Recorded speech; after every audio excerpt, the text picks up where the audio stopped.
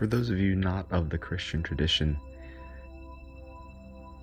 when looking at or experiencing the time of Christmas, there may be a little emphasis on cultural traditions of giving gifts and putting up trees and putting up lights, attending parties, and there may be an element of reflection on one's year, hopefully maybe a reflection on things to be grateful for. There may be an element of an emphasis on the importance of compassion, the importance of kindness and forgiveness, that some may associate with Christianity. But for those who are not Christian, and maybe for many who are Christian or claim to be a member of the Christian faith, there might be some conflict, there might be some confusion about how to understand Christmas. Christmas is a celebration of the birth of Jesus Christ, and for some, it's difficult to comprehend what that means, that the Son of God was born, that God became man. How is it possible that the ultimate truth, that the ultimate reality, that the creator of all things, that is beyond the manifested world, would manifest him, her, itself into physical form, to be born in a manger, to be born a nobody, and then to grow up to sacrifice himself, supposedly for humanity, to clear humanity of its sins. A few things to think about if you're looking at this from this point of view. From the point of view of trying to have a deeper sense of this celebration, from the point of view of being on the outside looking in, one is the notion of sin. And when we take a look at what it means, we take a look at the root of the term and how it was used, we see that it was often used to refer to missing the mark, on being off target.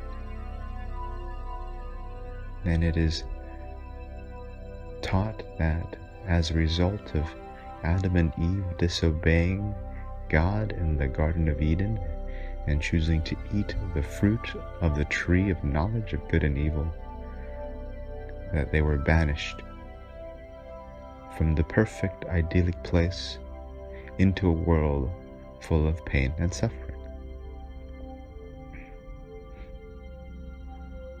And as a result of this, all humanity is said to have original sin. So the thing to think about is, if sin is missing the mark, if sin is being off target, can you relate that to human behavior? Can you see how we often make choices that deviate from living in an idyllic place? Can you see how we often make choices that cause us to experience pain and suffering? From a mythos point of view, understanding the idea of sin is critical to understanding the Christian experience of Christmas. Christ is said to come to redeem us from this state, to remove this original sin, to rectify what occurred in the Garden of Eden that caused us to be expelled from it.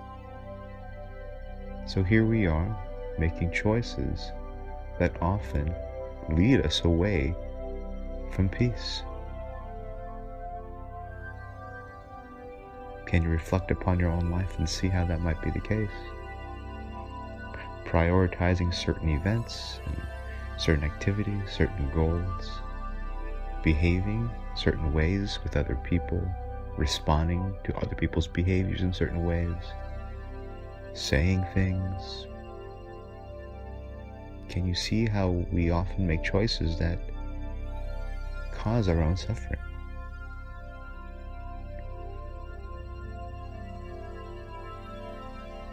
Within the message of Christ, we see a way out of this. Psychologists will tell us that we have a propensity to behave in ways that cause our own suffering. We linger on thoughts and negative experiences.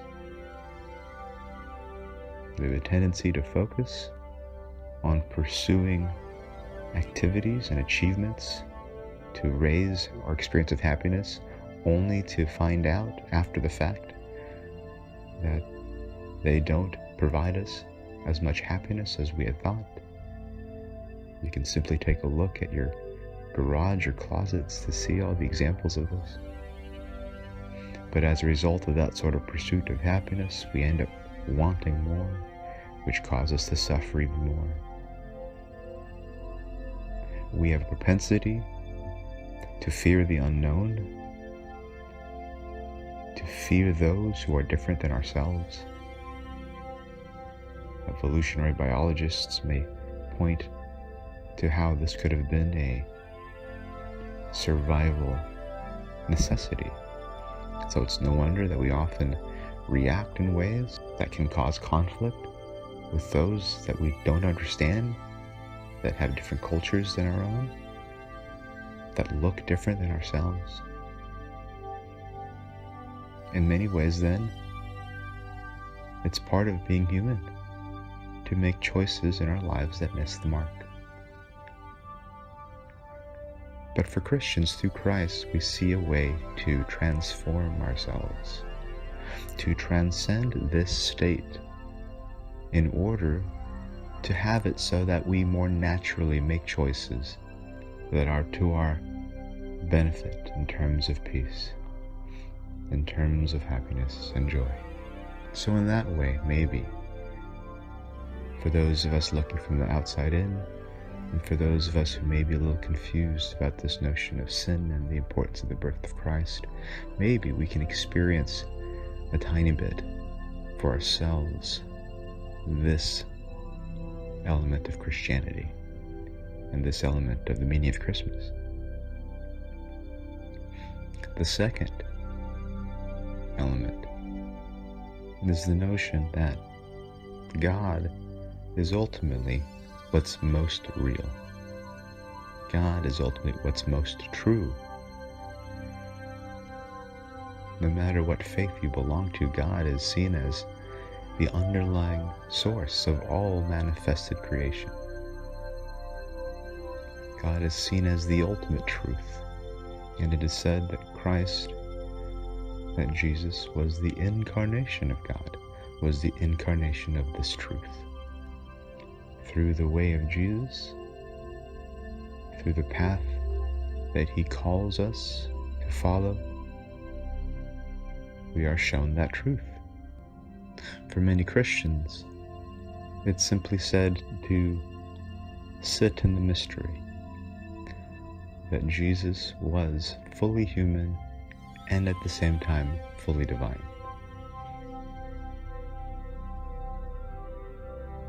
On one hand, it is hard for many of us to conceive that. How could this physical being be both fully human, yet at the same time fully divine?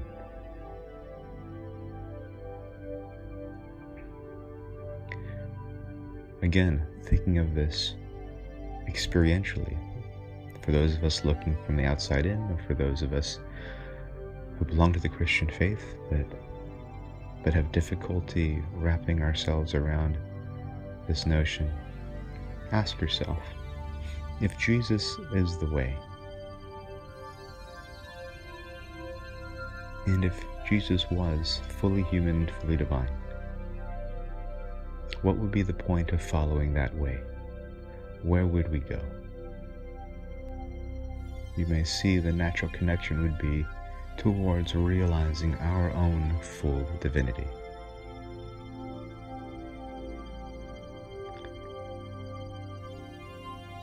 That while we live our lives focused on so many things that eventually become trivial, underlying who we are,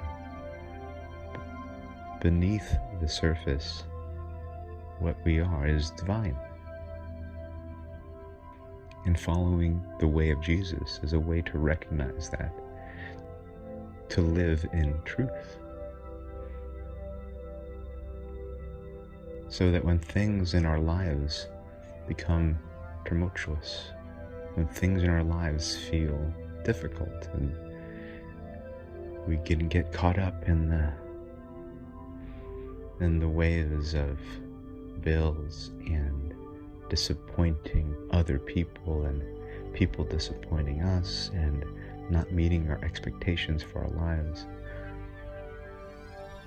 The way of Jesus points out that we are more than this.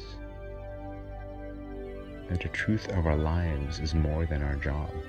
The truth of our lives and who we are is more than what we wear and our achievements, all the things that we worry so much about. But the truth of who we are is divine. As a child of God within the Christian faith. Right? Within the Abrahamic traditions, we are seen as all within the family of the Father.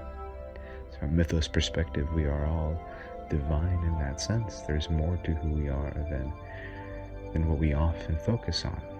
And it's at this underlying divinity